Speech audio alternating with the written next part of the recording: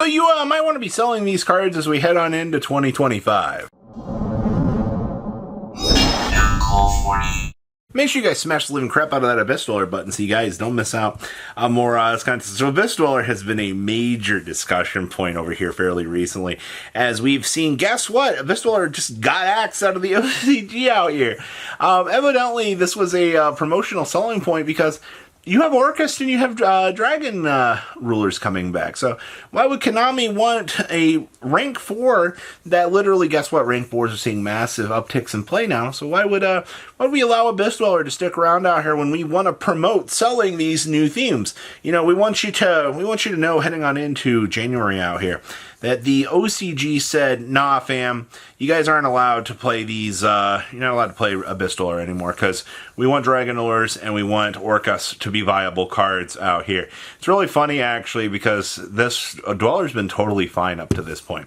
There's been no real, no indicator of Dweller being an issue for years, and a couple people that would complain about Dweller's existence every once in a while, but when it comes to selling and promoting products and future things, shutting off your opponent's graveyard on a walking, talking, double-sided floodgate that could gain extra attack points if it had water monsters underneath it was evidently too much of a problem. So the ulti's already fallen in price. I mean, at this point in time, you kind of question if it's almost worth it to keep these sorts of cards. You know, if I'm looking at a card that's worth, you know, like $12 or like $30 with like a quarter century coming in at like $12, is it really worth it to move it? It depends on how bad you need that $30 and so forth. I mean, you have enough lower rarity printings of this, but we got to put this on the watch list, because when Konami makes a extreme ban like this and the TCG's out here kind of looking around going, huh, you know, are we going to follow suit with this as well? Like, what's going on with this?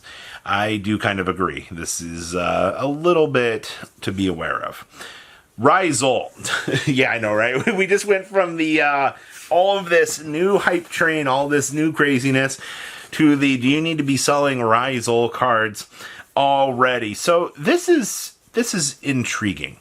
We've already seen massive drops in the higher rarity Ryzeal cards, like Duo Drive's underneath 100 at this point. A lot of the main deck monsters are already pushing down.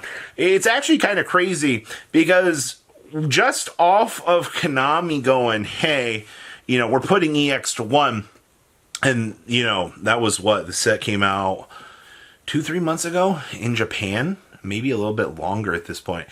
And the TCG just saw, oh shit, you know, EX just got limited to 1. And those of us who just got this set fairly recently are kind of looking around right now going, do we want to cash out of Ryzeal? Like, do we risk this? I mean, we have not even, the interesting thing is we haven't even gotten the Ryzeal core support yet, which should be coming here relatively soon. I think, for the most part, you got a tough decision to make out here. You just picked up this core. The OCG has already limited one of the key components in the deck. The TCG still missing, you know, 7 Tachyon, which we'll be getting in March, which at that time I expect probably it and Bonfire probably get limited. We'll probably leave that. And then if Ryzeal is really as much of an issue as it was in the OCG, you know, we'll probably see a direct hit to the deck a little bit earlier on. I understand this has reprint equity for sure, but you know, the closest the TCG is going to do this is 3-4 months down the line. So be warned, everybody, that as you are entering into the frontier out here, as each and every day goes by, you do lose a little bit of value. It's typically, you know, it might be a half of a percent, but you know, cards do fluctuate in value and do some crazy little things. Starliege Photon Dragon. Oh boy. So this also ties into Ryzeal. It's kind of funny. All 3 of these points are Ryzeal related out here. The Starliege Photon Dragon's price value. This card hit the craziest marks I think I'd ever seen on this thing. I was already seeing like $10+ on these. And I'm still sitting here, I'm like, I can't believe this. I can't believe that these actually went up to $10 a piece, just because it's a little extra card that protects your guys from basically being yeeted off of the field and basically makes them untargetable. That's the whole point, the whole interaction of the card. My only main concern with this is not every build is playing this. And it was only really the pure Ryzeal builds that were really considering this. which is, yeah, I don't know. I think that this is the freest card on this list of things to kind of consider dropping off right now. Because if Ryzeal's already dropping in price, and Pure's already having a little bit harder of a time out here, except, I mean, the Fiendsmith version is just kind of the better deck. Like, let's call it what it is. You know, if you're playing Pure, you're doing it because you like the interactions that the deck can do. But the problem is, with the amount of hand traps that are present, the Fiendsmith package just kind of plays through those a little bit easier in order to do your things. So, everybody, should you be keeping Starliege Photon Dragon? I don't think so. I think that's a free $10 that you can just re-get right now. And time will tell, obviously. It was already really cool to see a old rank 4 get some love again. But when you're in a situation like this we have in today's meta, it just is not worth keeping around. Like, a loss of money is one thing, but I don't know, cashing in on some free equity is always good. Stardust Sifr Dragon. Now, this has been on the previous pickups video, and I want to once again re-emphasize the fact that I think that this is a card that is incredibly good for Blue Eyes. I love what this card does because you can Crimson Dragon set up, the big Blue Eyes. Crimson Dragon bounce off of that Blue Eyes, make the Stardust Sifr. The Stardust Sifr basically makes it so that everything can't be destroyed once, and it's a big fat negate. Alright, that's really good. Actually, its negate is a negate and then destroy a card on the field, which is really, really good. So why in the world am I telling you a card that is on this list of pickups is something that you want to consider selling right now? So I don't think that this card is going to get much more expensive. I think that we've kind of reached the $20 ceiling with this. If you are not planning on playing Blue Eyes right now, if you are looking at the deck and you're like, Primite stuff is expensive, you know, I'm not in the possibility of having to pick up 3 more Secret Rares, is not all that enticing. This is a $20 card that you can kind of throw off into the side and get rid of if you're not planning on doing it. I do think that this is going to be on Konami's reprint list like 150%.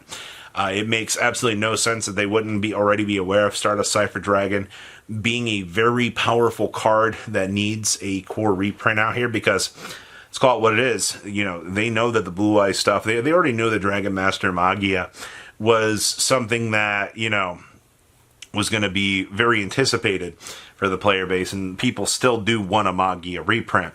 But in terms of what Stardust Sifr Dragon brings to the table right now, just to get rid of it. Just, if you're not playing the deck, you have zero intention to get rid of it, or if you're like, well, Robbie, I've already saw that, you know, the Blue Eyes decks in Japan started cutting it, so I'm gonna just get rid of this. That's fine. That's if you believe you can cut it from the deck and you have better testing results, okay, that's good. QCR hype. So we are at the end of the QCR hype train out here. Do you think that old QCRs are going to go up in price? Do you think that these cards have already hit their pinnacle? Or do you think that they're going to go up more at a later point? On the things to consider selling today is the question to yourself of this hype. Do you think that, you know, with the era of QCRs ending, that it's time to move on along, the storm has settled, you know? Do we need to call it a day? I'm not here to, I don't have an answer for you on this question. I think that obviously this rarity is done after this, and you're never going to see these cards again. That's not to say, you know, 5-10 years down the line that there might not be an explosive return to people wanting to pick up these cards, because that's always a possibility. All right, but if you looking at this today and you're like, you know, I don't really like quarter centuries, you know, I'm going to wait and see what 30th collection rarity looks like, then sure, that's the point that you want to go ahead and, you know, consider dumping things and moving things on along. But that's something you yourself have to answer out here. You know, 2025, the first little bit is the end of quarter centuries. And we're done, everybody. That's a wrap. It took 3 years to get through the 25th. And I'm telling you, you know, it'll just be 2 more years and we're already going to be sitting at the 30th for what Konami's got planned out here. So yeah, that's the list of things that I'd keep an eye on, possibly moving out here as we head on in to good old 2025.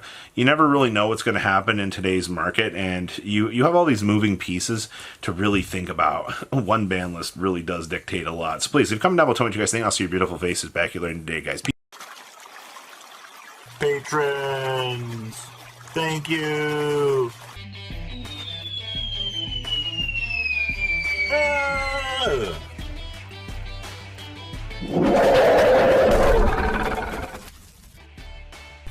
Thank you so much for watching. Check out these other videos.